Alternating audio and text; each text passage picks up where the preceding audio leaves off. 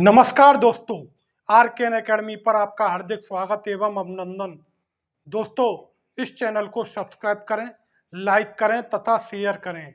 दोस्तों, हम मगध साम्राज्य के उत्कर्ष के बारे में जानकारी प्राप्त कर रहे थे।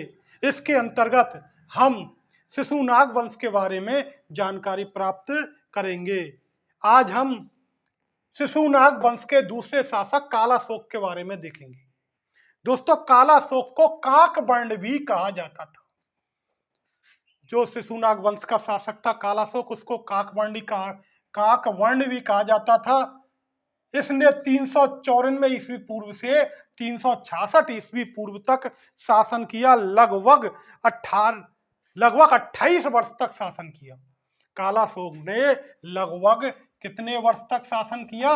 28 वर्ष तक शासन किया। सिंगली महाकाव्यों के अनुसार इसका नाम कालाशोक था तथा पुराणों व दिव्यावदान के अनुसार काकवर्ण शिशुनाग वंश का उत्तराधिकारी बना। सिंगली महाकाव्यों के अनुसार कालाशोक क्या बना? उत्तराधिकारी बना। किसका? शिशुनाग का। जबकि पुराणों व दिव्यावदान के अनुसार काकवर्ण शिशुनाग वंश का शिशुनाग का उत्तराधिकारी बना। वैसे ये दोनों व्यक्ति एक ही थे। ये दोनों कालाशोक और काकवर्ण एक ही व्यक्ति बताए जाते हैं। वह यानी कि कालाशोक अपने पिता के समय काशी प्रदेश का शासक रह चुका था। जो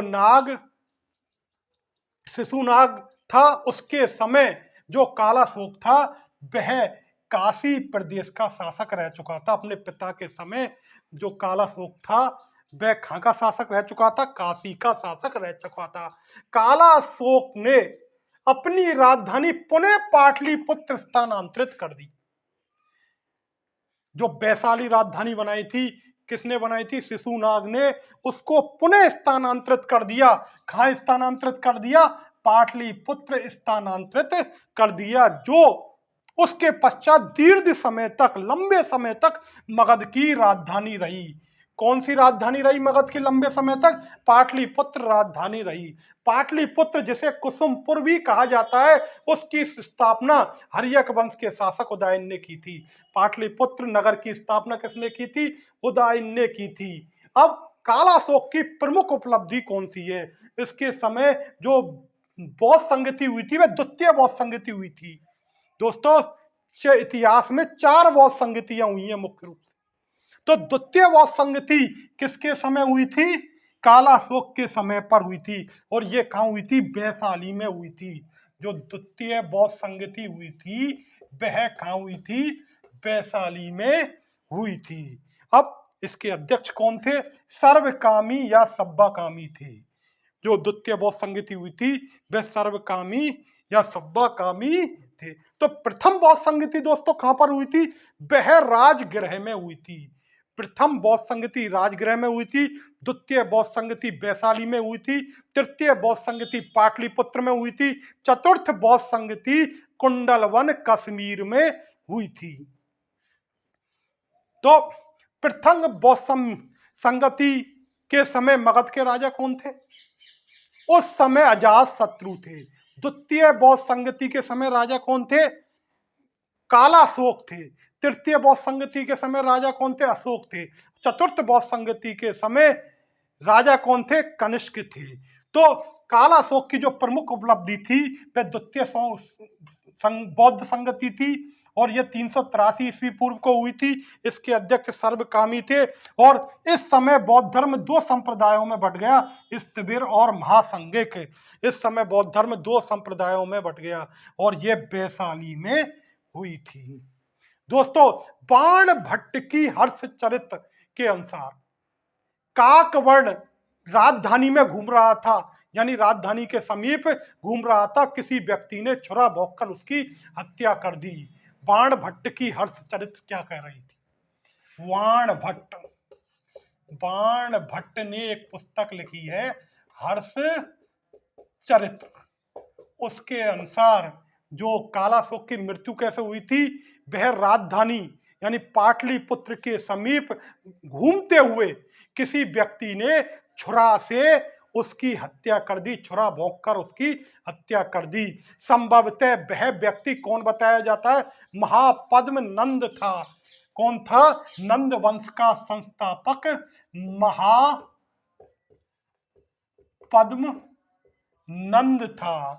तो बाण भट्ट की हस्तचरित क्या कह रही है कि जो कांकवड़ था, कालाशोक था, उसकी हत्या कैसे हुई? वह राजधानी में घूम रहा था और किसी व्यक्ति ने उसे छुरा भोंक कर हत्या कर दी। संभवतः वह व्यक्ति कौन था? महापद्मनंद बताया जाता है।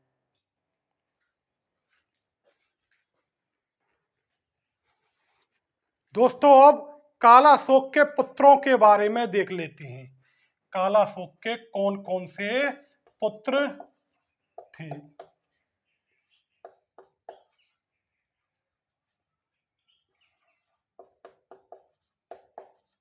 कालाशोक के पुत्र दोस्तों, महाबोधि वंश के अनुसार, बौद्ध ग्रंथ महाबोधि के अनुसार, महाबोधि वंश के अनुसार इसके 10 पुत्र बताए जाते हैं। किसके? कालाशोक के। भद्रसेन, कोरंड बंड, भद्रसेन,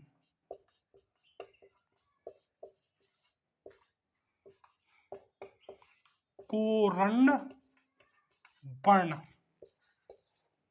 तीसरा है भंगुर सरवंज, भंगुर सरवंज। कालाशोक के जो पुत्र थे, भद्रसेन थे, कोरण्य वर्ण थे, भंगुर थे, सरवंज थे। इसके अलावा जलिक, उभाक, जलिक,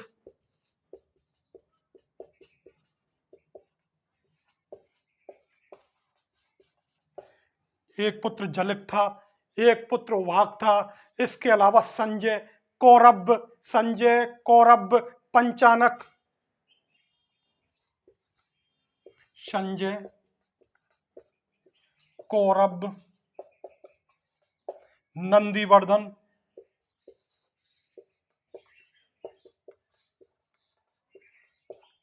पंचानक।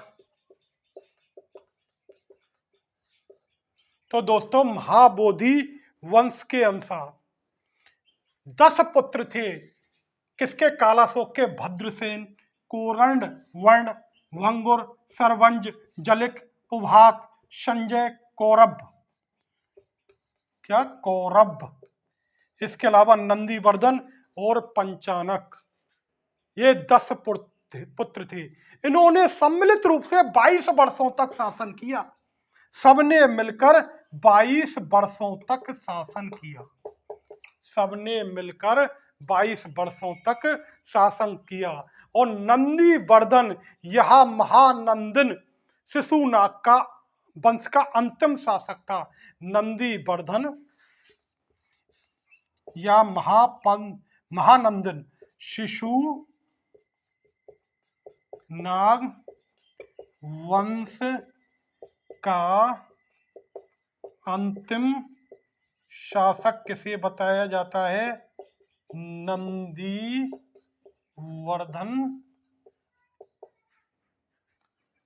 नंदीवर्धन यह महानंदन को बताया जाता है।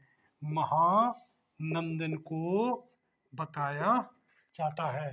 तो दोस्तों कालाशोक के कितने पुत्र बताए गए हैं? 10 पुत्र बताए गए हैं महाबोधि वंश के अनुसार। भद्रसेन, कोरंड वर्ण, भंगुर, सरवंज, जलिक, उभाक, संजय, कौरब, नंदीवर्धन, पंचानक।